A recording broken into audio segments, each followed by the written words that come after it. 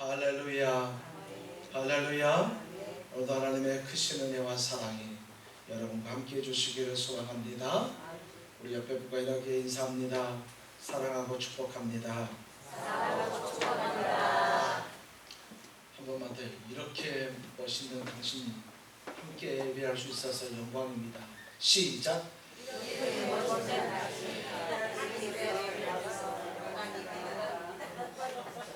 다음에는 좀 더 길게 해야지. 외국 집회 가서 한 번씩 이렇게 하면 처음 시작은 분명히 했는데 중간에 잊어버린다. 네. 여러분이 교회 가는지, 여러분이 소망하는 기도, 그것이 그리스도 예수 안에서 다 응답되기를 예수님의 이름으로 축원합니다. 여러분 혹시 이런 말 들어보셨나요? 원하는 돌에 새기고 은혜는 흐르는 물 위에 새긴다. 혹시 이런 말 들어보셨나요? 네. 원하는 돌에 새기고 은혜는 흐르는 물 위에 새긴다. 고마운 일은 쉽게 잊어버리고 가슴 아팠던 일은 결코 잊지 않는 것이 우리 인간의 아주 자연스러운 본성입니다. 그래서 미워하는 일은 아주 사소한 일이기 때문에 일어나지만 하나님의 특별히 사랑하는 일은 하나님의 은혜가 아니면 사실 쉽지는 않습니다. 다른 사람을 미워하는 거 되게 쉬워요. 물론 어떤 사람이 너무 사랑하기 때문에 미워하는 것도 고통이다 이런 말하는 사람도 있는데 그건 보통의 경우는 아니고요. 보통의 경우는 말이죠. 미워하는 건 참 쉬운데 사랑하는 건 왜 그렇게 어려운 것일까요? 성경에서 가장이라는 표현은 좀 그렇습니다만 아주 많이 사용되는 주제 중에 하나가 뭐냐면 바로 용서입니다. 남을 용서하라. 예수님께서는 죄 많은 인간들을 용서를 하시고 또 죄 많은 인간들이 예수 그리스도의 그 보혈의 피로 용서를 받고 하나님과 교제하도록 또 그렇게 회복시켜 주셨습니다. 성경에서 죄와 용서에 대해서 많은 언급들이 있는데 성도들은 이 용서에 대해서 이해는 하지만 잘 되지 않죠. 성도들이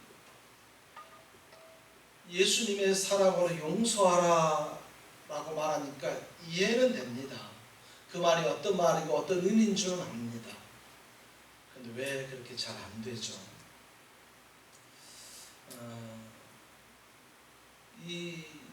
그러면 사람들이 왜 그렇게 이해는 되지만 용서하지 못할까?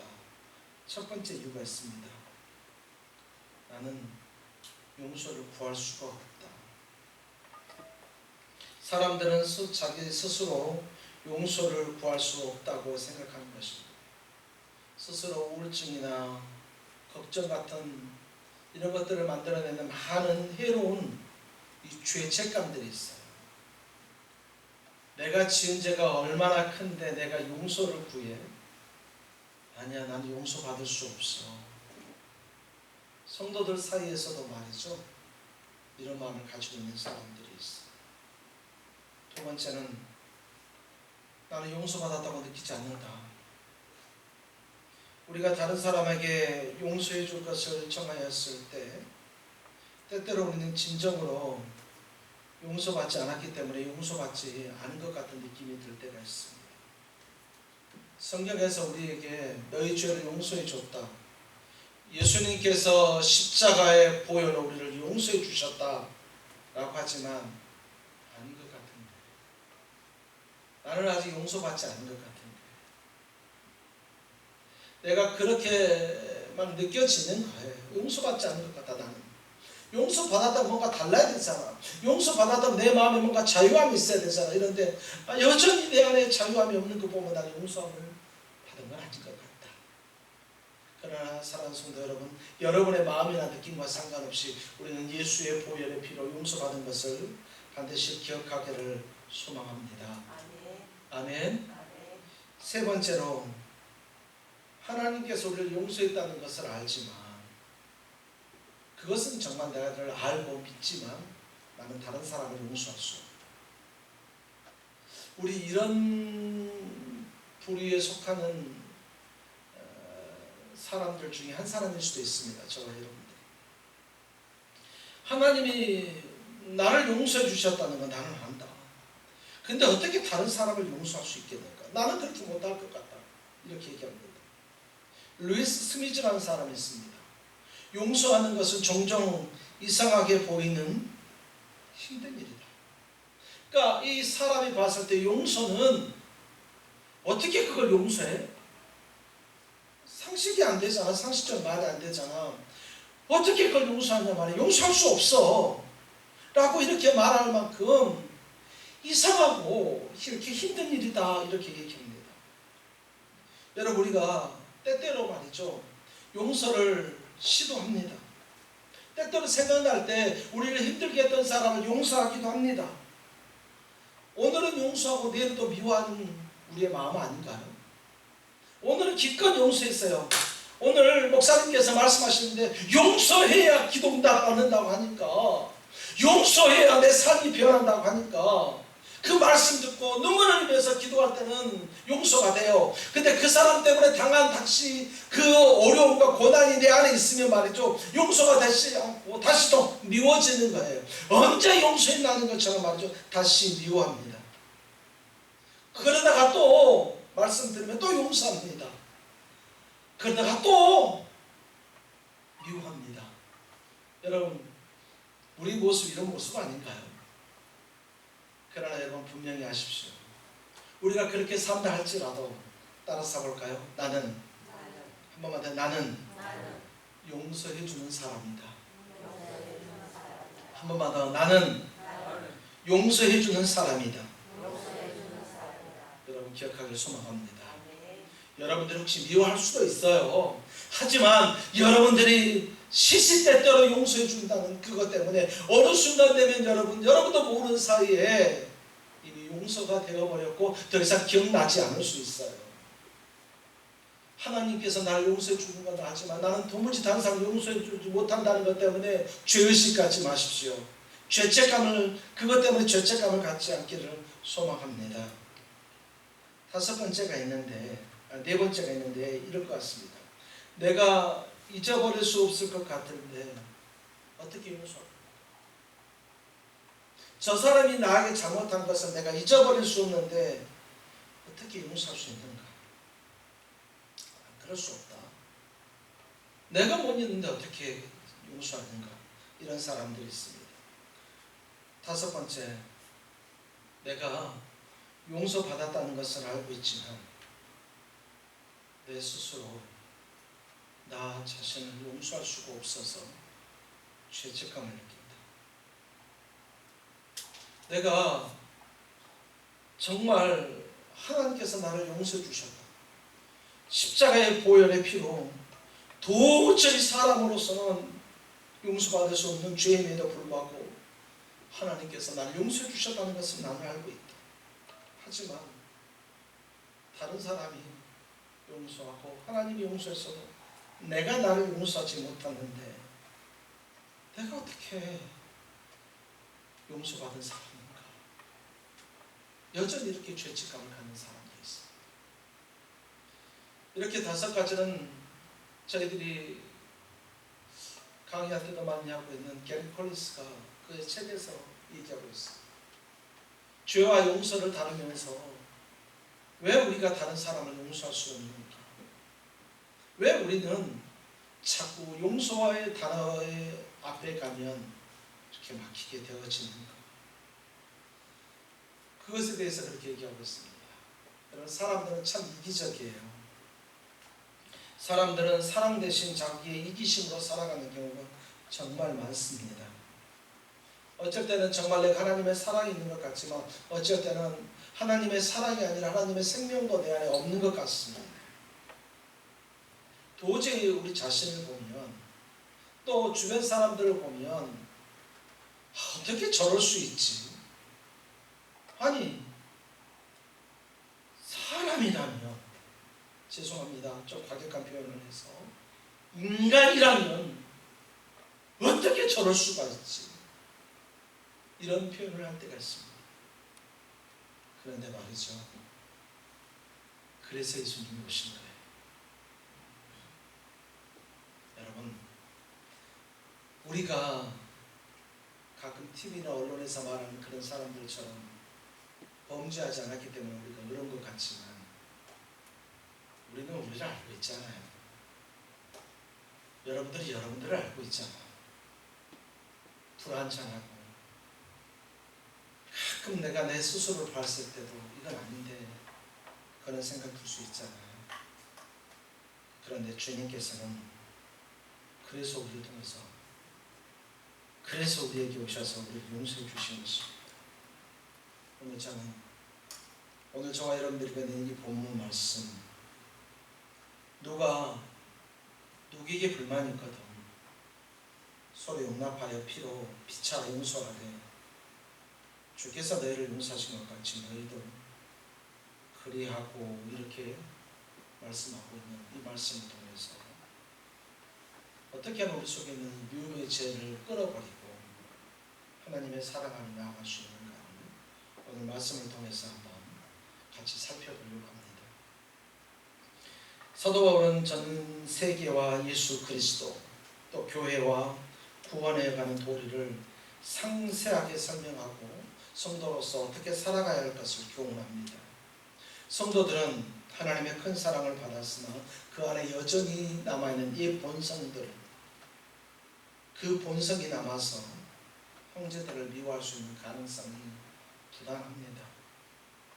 우리가 예수 믿고 정말 변화됐다고 하지만 여전히 여러분 그런 모습들 보이잖아요. 혹시 여러분들이 저에게도 그런 모습을 발견하셨을 줄 압니다. 혹시 주변의 성도들 간에도 혹시 그런 모습 발견했을 수 있어요. 아니 어떻게 저렇게 할 수 있어? 어떻게 저렇게 말을 할 수 있고 어떻게 저렇게 행동을 할 수 있냐? 예수를 믿은 지가 1, 2년도 아니고 20년도 아닌데 어떻게 저럴 수 있냐고, 이렇게 말이 나올 수도 있습니다. 그런데 이렇게 계속해서 우리가 다른 사람 보고도 실망하고 나 자신도 실망하는 이 가운데 과연 어떻게 하면 하나님의 사람으로 살 수 있을까? 내 스스로가 그런 죄책감에서 벗어나와서 행복이라는 길로 갈 수 있을까? 어떻게 하면 내가 다른 사람 때문에 고난당하고 고통당하고 다른 사람 때문에 아파하는 것이 아니라 그것을 다 해결하고 행복한 것으로 나아갈 수 있습니다. 그래서 여러분 오늘 제목을 이렇게 정해봤습니다. 행복을 여는 열쇠, 용서. 여러분 저 제목 정할 때 되게 고민합니다. 네. 행복을 여는 열쇠, 용서. 과연 이게 그러는가? 우리 오늘 본문을 통해서 한번 보기로 합니다. 자, 그러면 우리가 어떻게 하면 이렇게 힘들어하는 이런 어려운 운명 속에서 우리가 벗어날 수 있을까? 우리 13절 우리 다 같이 다시 한 번만 더 읽어볼까요? 시작. 누가 누구에게 불만이 있거든 서로 용납하여 피차 용서하되 주께서 너희를 용서하신 것 같이 너희도 그리하고. 여기 보니까 누가 누구에게 불만이 있거든, 여기서 이 불만은 이 원맨이라는 단어입니다. 그래서 이런 겁니다. 불평, 불만, 다툼, 혐의, 이런 뜻입니다. 만약에 네가 다른 사람에게 또 누가 누구에게 이런 불평이 있고 불만이 있고 비난함이 있고 또 혐의가 있으면 여기서 보니까 서로 용납하여 이렇게 얘기하고 있습니다. 여기서 용납하다는 단어는 어떤 의미냐면 서로 견디며 서로 참으며 라고 하는 의미입니다. 그러니까 여기서 용납하라는 말은 어떤 말이냐면 참으라. 먼저 우리가 행복으로 가는 열쇠, 이 용서를 하려면 어떻게 해야 되는가? 참아야 한다는 것입니다. 여러분, 우리가 우리 인생이 원하는 대로 어디 전개가 됩니까? 예수님께서도 한날의 괴로움은 그날로 족하다, 그렇게 말씀하셨는데 우리들에게 수많은 괴로운 일들이 있습니다. 우리가 원하는 대로 좀 되었으면 좋겠습니다. 우리가 원하는 대로 말했죠. 우리 교회가 부흥하고 말입니다. 제가 기도하는 대로 여러분들의 삶에 하나님의 놀라우신 은혜로 정말 복받고 건강하시고, 제가 항상 얘기하는 것처럼 120세까지 다 사시는 여러분 되기를 준비하시고 예수님의 이름으로 축원합니다.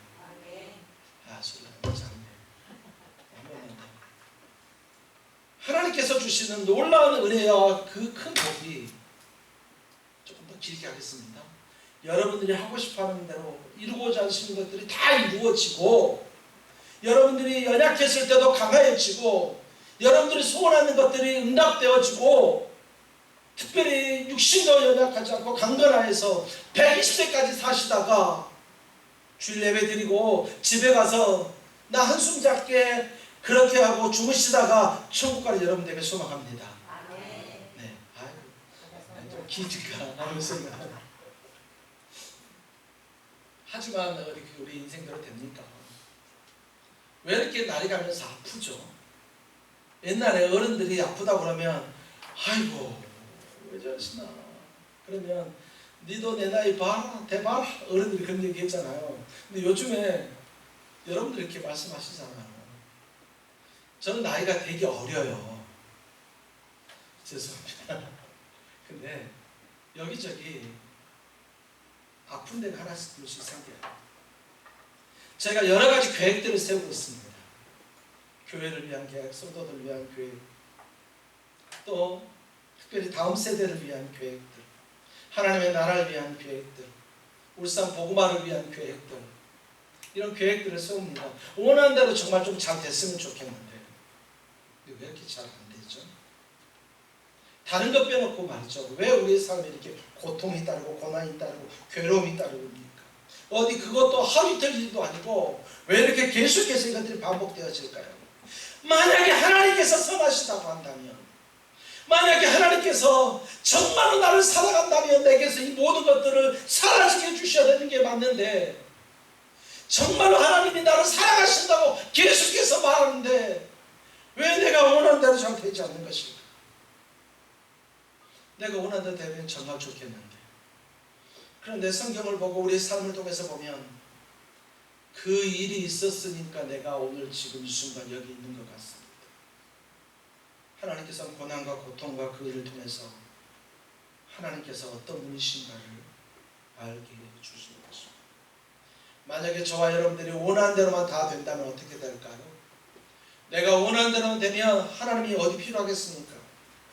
내가 원하는 대로 그냥 살면 되어지는 것이죠. 하지만 고난이 있고 고통이 있으니까 그때야 내가 한 것이 아니라 하나님께서 나를 도와주셔야만 한다는 것을 알게 되어지는 것이에요. 이제 우리가 알 수 있는 것은 뭐냐면, 내가 잠깐 내 눈에 보이기는 나빠 보이지만 그러나 그것이 하나님의 그 영원한 경륜 속에 있다라는 것을 우리는 알게 되어집니다.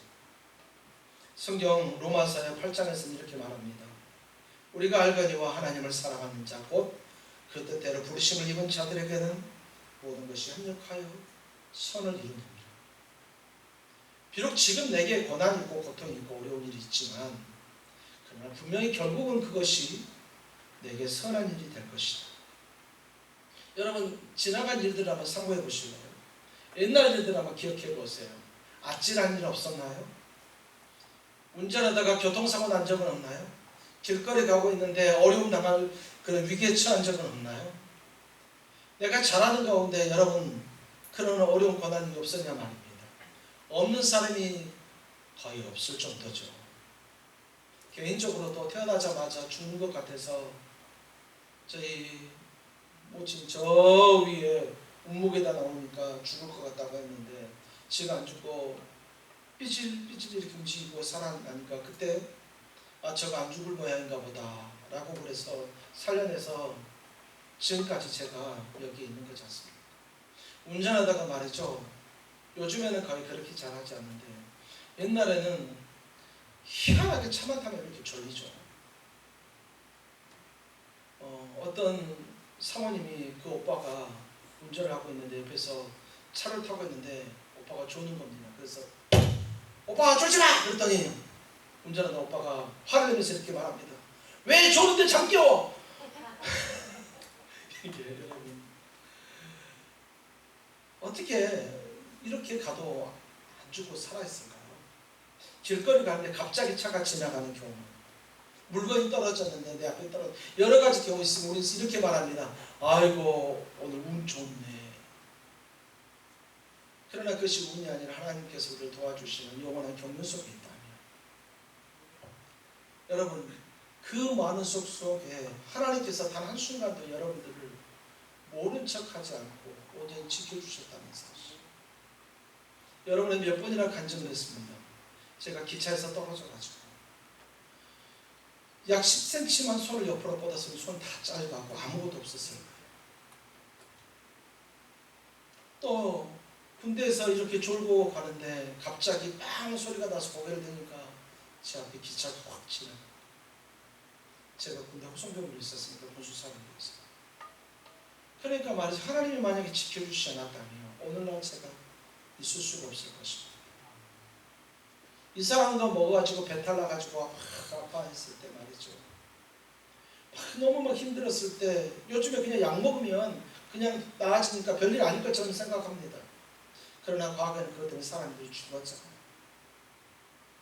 그러니까 되돌이켜보면 하나님이 단 한순간도 나 함께하지 않으신 적이 없다는 것. 그러므로 그 하나님을 믿고 참으시라는 것. 내게 인생에 고난이 온다 할지라도 역경이 온다 할지라도 우리가 참아야 되지만, 다른 사람이 여러분을 힘들게 하고 다른 사람이 여러분에게 원수가 되어서 여러분들이 못 살게 굴거나 또는 다른 사람들이 여러분을 힘들게 한다 할지라도 그리스도께서, 살아계신 하나님께서 단 한순간도 우리를 떠나지 아니하시고 항상 우리와 함께 계셨다는 것을 알고 세상의 그 어떤 고난과 어떤 유혹과 어떤 핍박 속에서라도 끝까지 참고 견디는 오늘 사랑하는 성도 여러분들이 다 되기를 소망합니다. 오늘 성경에서 계속해서 말합니다. 또 어떻게 참을 것인가? 13절에 보니까 주께서 너희를 용서하신 것 같이 너희도 그리하고 이렇게 얘기하고 있습니다. 앞에서 우리가 참는 것을 얘기했는데 또 어떻게 하면 우리가 용서할 수 있는가? 주님께서 우리를 용서하신 것처럼 우리도 다른 사람을 용서하자는 것. 여러분들이 주님 앞에 나와서 헌신하고 수고합니다. 그러나 우리가 한 것과 그리스도께서 우리를 지켜주신 것에 비하면 우리가 감히 뭐라고 말할 수 있겠습니까? 정말 죄인된 예수 그리스도께서, 죄인된 우리를 예수 그리스도께서 우리를 용서해 주셨다는 것입니다.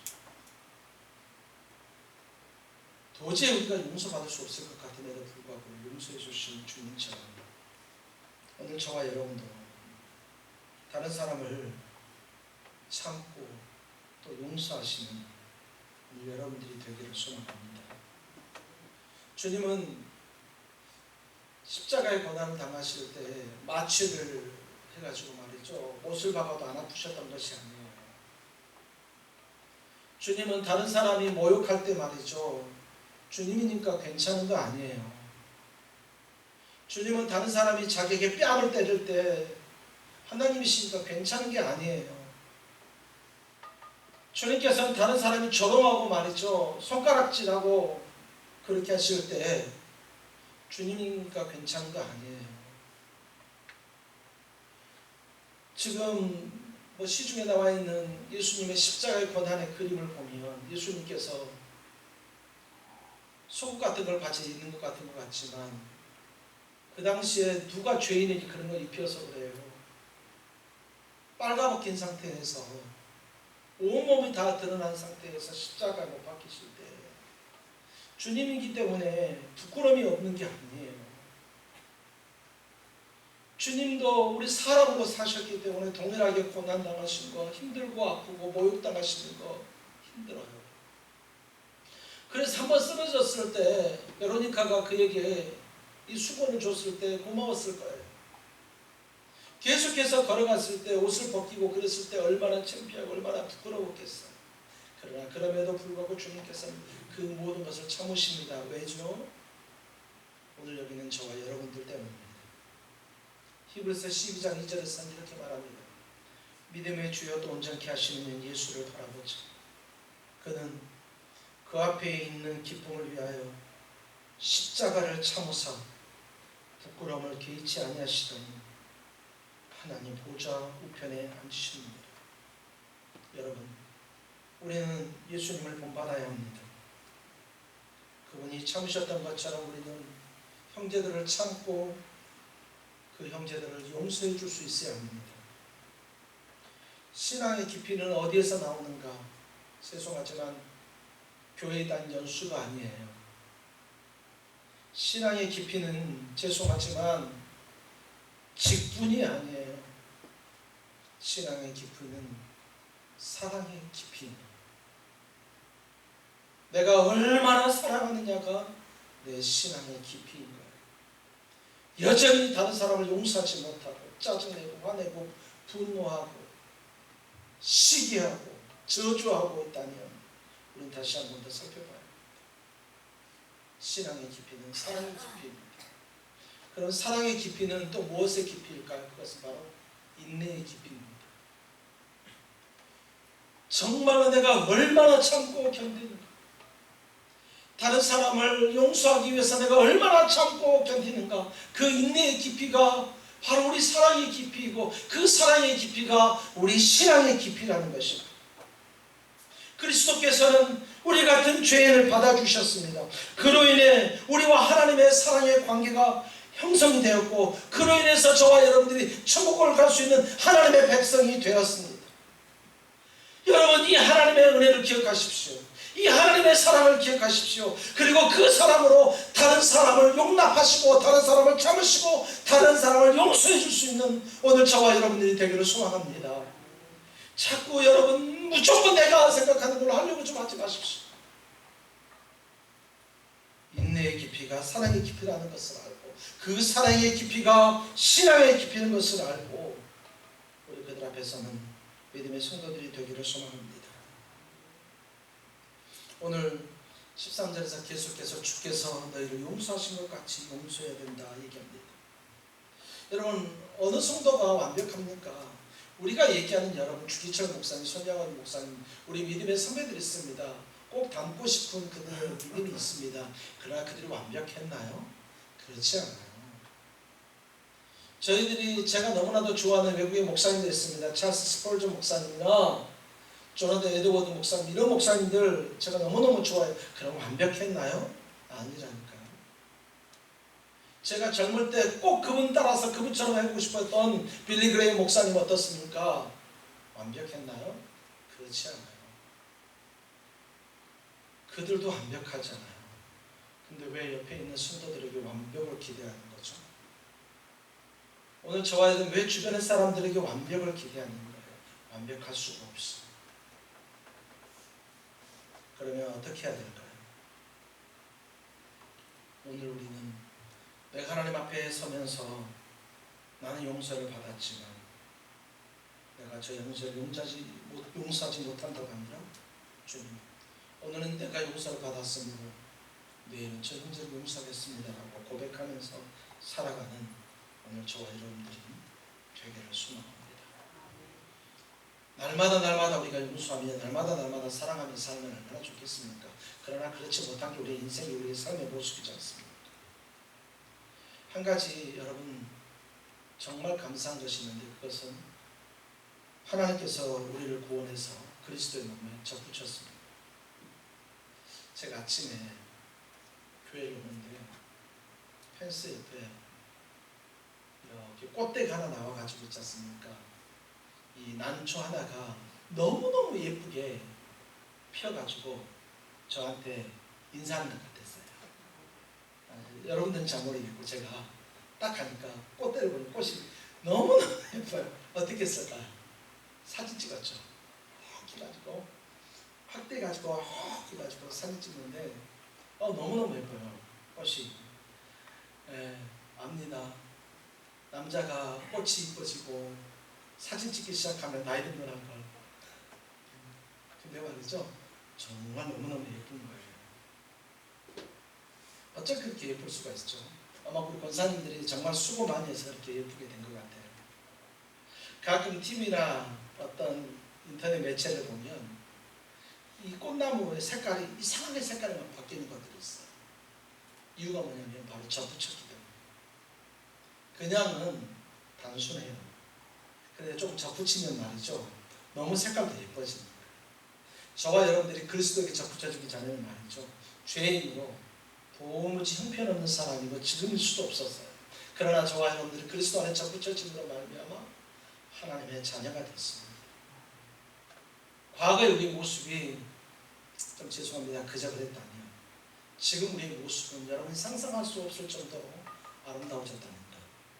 하나님께서 여러분을 보시면서 기뻐서 어찌할지 모른다는 것. 어린 아이들이 깜빡하고 웃으면서 우리에게 미소만 지어도 너무 기뻐하는데 저와 여러분들이 힘들지만 주를 위해서 살아가려는 그 모습 보면서 우리 하나님께서 너무너무 기뻐하신다. 여러분, 이 사실을 분명히 기억하기를 소망합니다. 그런 저와 여러분들이 어떤 삶을 살아가야 될까요? 우리가 용서한다는 것은 첫 번째로 우리가 다른 사람에게 나눌 수 있어야 합니다. 내가 다른 사람에게 나눌 수 있어야 합니다. 다른 사람에게 물질을 나눌 수 있어야 합니다. 다른 사람에게 시간을 나눌 수 있어야 합니다. 내가 가지고 있는 걸 가지고 조금 말이죠, 힘들고 어려운 사람에게 나눠줄 수 있어야 합니다. 이번에 제주도 갔다가 오는데 많은 사람들이 걱정하면서 전화가 왔어요. 목사님 무사히 빠져나오셨냐고. 감사하게도 말이죠, 저희가 제주에서 나올 때 비가 오기 시작했고요. 저희가 다 나와서 울산에 도착하고 나니까 제주도에 정말 많은 비가 왔어요. 장마가 시작돼가지고 말이죠. 아마 그때였으면 되게 좀 많이 힘들었을 것 같아요. 그런데 그건 아무것도 아니에요. 여러분, 지금 저기 산에서 축대가 무너져가지고 집이 쓰러져서 너무나도 많은 가족들이 잃어버렸던 그 사람들 기억하시나요?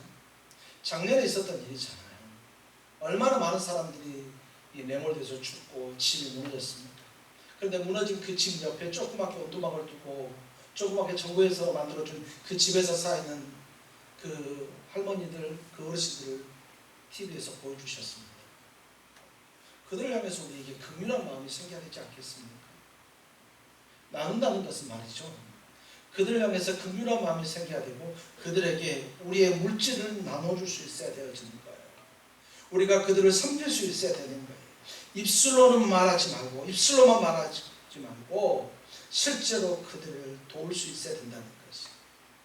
이번에 홍콩에서 온 선교사님의 아들, 그 아들과 얘기했습니다. 하나님께서 우리에게 자연 환경을 주셨는데 그 환경과 관련돼서 얘기하면서 그 친구가 지금 현재 이 지구가 원자폭탄, 히로시마에서 떨어졌던 원자폭탄 4개가 매일 터지는 것과 같이 오염되고 있다, 이렇게 막 얘기하면서 걱정하면서 부정적으로 얘기를 했어요. 그래서 제가 그 형제에게 그렇게 했습니다. 야, 큰일 났다. 그런데 한 가지, 만약에 히로시마 그때부터 지금까지 있었다면 지구 망해야 되지 않니? 그런데 놀라운 것은 하나님께서 그럼에도 불구하고 지금까지 버티게 해주시는 것이 하나님의 은혜다. 하나님께서 해주시지 않으시면 안 된다. 하나님께서 해주셨기 때문이다. 그러면 너의 시선은 이제 그들에게도 돌려야 된다. 하나님의 사람들에게도 돌려야 되는데, 시리아 난민들, 우크라이나 난민들, 우리나라에 와 있는 지금 고려인들, 피난 온 사람들은 우리가 모른 척해서는 절대 안 된다. 그들에게 우리의 사랑을 나눌 수 있어야 된다. 그렇게 얘기를 했습니다. 하나님께서 원하시는 것이 무엇일까요? 용서한다는 것은 무엇일까요?